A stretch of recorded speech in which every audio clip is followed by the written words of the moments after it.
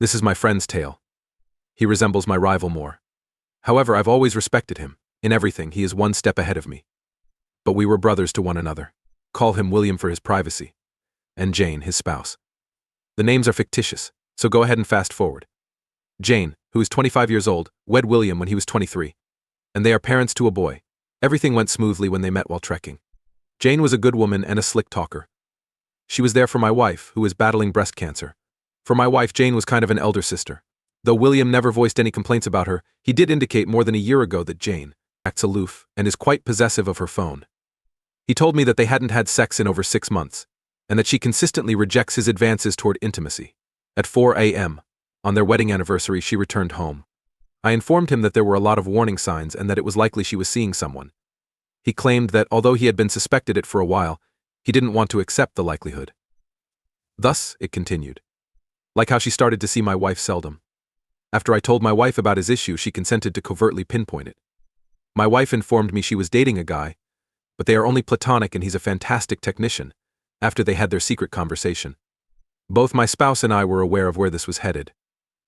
William remarked, "I'm sure Jaden wouldn't do that when I informed him about the circumstances. I adore her. She wouldn't act in that way. We can at least get by if I advise him to employ a private investigator." Despite hiring a private investigator, he was unable to uncover any questionable activity. 3 months later, he produced a picture. All he has is that. In the picture, she was seen holding hands with a man who was leaving a theater. He told me he needed to chat when he phoned. He appeared to be a complete disaster, as if he had lost everything. With a grin, he said, "What went wrong? I am aware of his suicide thoughts." Thus, he and I went to a pub and had endless drinks. He said, "She wasn't what I thought of," as he opened up. "She hasn't cleaned the house in over 3 months and is purely focused on our son. She only kisses my forehead both before and after going to bed. She says she needs some space or is just weary. How should I proceed?" He was broke, as I knew. I gave him confidence and told him he wasn't alone over the course of many days. He had the backing of several other males in his friends group. He eventually came to the conclusion that she wasn't worth it, so he left the marriage and started seeing a lady at work. We worked for the same organization, but in separate divisions. They were both digital artists. Will then got to know Helena. He was older than she was. He replied, "I'm going to enjoy my life," as he presented her to me. She resembled a model. Similar to spy characters in video games, they seemed to be a relationship and have had several hookups. He was content and had no concern about Jane. When Jane saw that he was pleased and felt as though he had been distant, things began to change. She then came up to me and inquired about Will's whereabouts and whether he was seeing anyone. However, I lied. She therefore admitted to her husband that she had been having an affair for more than a year at Christmas. That she understands how wonderful Will is and how valuable their marriage is. Will questioned her for the specifics while trying not to cry. She explained that it was an error and that we could get back together. "It's over between them," he remarked.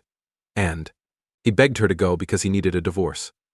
She then proceeded to her mother's residence and texted and called non-stop. Will created a different account at this period, transferred his money there, opened additional accounts with various banks, and so on. They took money out of the joint account, reserving half for her. Weeping, she pleaded with him not to divorce her. Will had moved on by then, and Jane had tried suicide and assured Will she would do anything. Furthermore, she was dependent on him. She will stop at nothing. Will never even made an effort to pay her a visit at the hospital. She came to his house after the discharge and revealed everything. He requested her to speak first, saying he wanted more information. Nothing, no second chance, as she lies. She then disclosed to him that he was a nearby mechanic. She too experienced loneliness and want to relive her childhood. Thus it all began when her car broke down and she met him. Swapped phone numbers. It became sexual after a month or so. It was a passionate and heated romance. On their anniversary and during their son's birthday, he was curious as to where she was. When he called to celebrate their son's birthday, she informed him that she was running late from work and that she was with him having sex. She also took a fair companion for a trip on an anniversary, and they had many sexual encounters that day. She took him to an apartment as well. Hearing that broke Will's heart, and he started calling her names A to Z. She apologizes and promises she will think about our kid and that we may be his parents once more. He said that meeting her was a mistake, that he is tired of her, and that she is nothing more than dead meat. Gripping his legs, she pleaded with him to stay. That she won't stop at nothing, and that the partner in the affair is meaningless. A week before Christmas, Jane was abandoned by her affair partner, a 27-year-old man. Will was aware of her emotional attachment to the partner in the affair, as well as to me. Will gave her back after several entreaties and counseling sessions. It's not that he loved her, rather. It's because he had no other option. In our nation, adultery is not grounds for divorce, but you must have concrete proof to support your claim. You failed if you can't provide any evidence. Will lacked any strong proof, which is what you need to defeat her in court. Though he was always preoccupied with Helena, he had other ideas. He established guidelines. It was something she had to accept.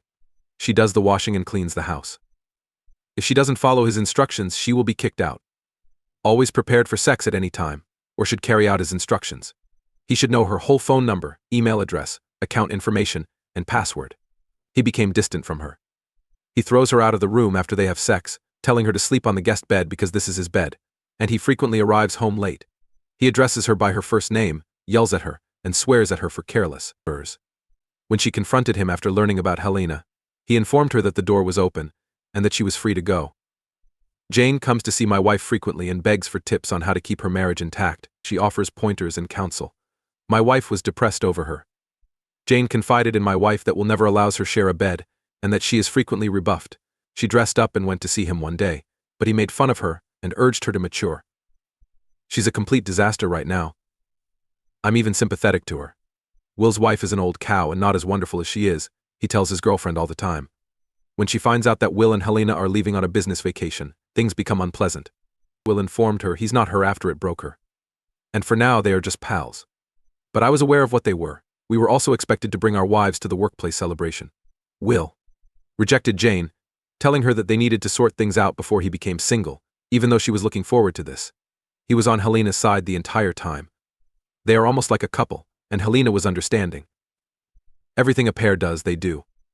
Will also informed me that he will leave Jane when their kid turns 18, as he had warned Helena. He handles her like a piece of trash. He abuses people psychologically rather than physically.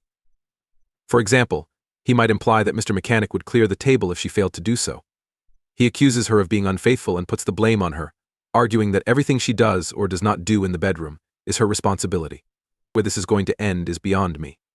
I believe his son is the reason he remained. Money doesn't concern him, but now he treats Jane brutally. This is how things have been going. So Jane turns to my wife for comfort. All right, let's hear from the community. As much as I detest cheating, Catman asserts that this is wrong. I've noticed in the comments that it's unjust to claim that her behavior is what made him aggressive. Accepting the explanation entails accepting the cheater's accusation that the spouse cheated. Jane has to get a divorce since she is a horrible, terrible adulterer. Will also cheats terribly, disgustingly. Vengeance-driven cheating isn't any better, except that he also gets to add emotional abuse to the mix. Two damaged people that are just as awful as they are, they both deserve each other. Prefer than being free and ruining more lives along the road. I'd prefer they both stay together and ruin each other's life. Now that Helena has made the decision to date a married guy, we may include broken and horrible person 3 in the mix. I believe that damaged individuals are dispersed until they are filtered out by intelligent and regular people. A poisonous connection starts when these damaged people ultimately come across another broken person after enough sensible and normal people have filtered it out. That's one of the main causes of the large number of codependent individuals who are in abusive or cheating relationships. The astute ones ignored the initial warning signs. The following remark is from Lunatic Lemons. I can clearly see that she messed up big time, but I fail to see why they don't just move out. Their divorce is not required. Their son is allowed to move back and forth, and she may acquire an apartment. But to play sex with her, it is really demeaning. To be almost treating his wife like a prostitute by effing her. And it seems so strange to me to keep sleeping with Helena. Do you not feel happy with your new partner? Why must he subject his wife to such torture? Furthermore, to continuously belittle her before carrying out the same actions she was? Not exactly a high path, it appears. It appears that they are mentally unstable and should file for divorce. And the harm their son is presently suffering from witnessing his father abuse both his wife and the boy's mother? Not pardonable. For the rest of his life, the youngster will suffer. UB1 Kenobi remarks, how tragic. Her child is the only person in this narrative for whom I have sympathy. All of this is visible to their child. Is your friend aware of the extent to which this will impact his child? How does he act toward his mother? Yes, I understand that she deserves her karma, but their child shouldn't grow up in that poisonous atmosphere. For the benefit of that child alone, the least he can do is figure out a method to get a divorce. At this time, each of them need individual therapy. J.J. Farrow has the following to say. Does your nation not recognize legal separation? I think this is finished, and I don't see why Jane would want to cling to someone who, given what she did, clearly doesn't want her back. She is to blame for attempting to salvage the doomed marriage that she ruined. Even if this guy is now treating her like a jerk, she seems to be hurting herself in the hopes that the guy would feel sorry for her, just like you and your wife did in the end. However, it's very obvious that he no longer thinks she's worthy of his presence and views her as a damaged person. Both of them must flee. The final remark is from the original poster. He is unwilling to give her any money at all. To show infidelity in this case, tangible proof is required. Everything is dependent on proof.